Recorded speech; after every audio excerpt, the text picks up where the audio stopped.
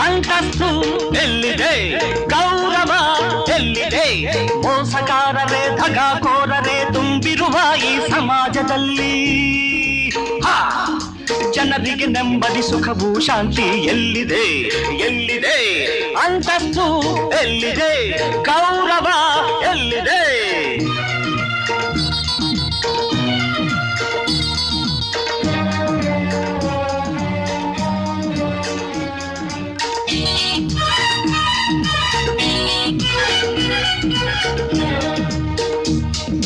ಹತ್ತು ಅಂತಸ್ತು ಇರುವ ಕಟ್ಟಡವೇ ಉರುಳಿ ಬಿದ್ದಿತು ಕ್ಷಣದಲ್ಲಿ.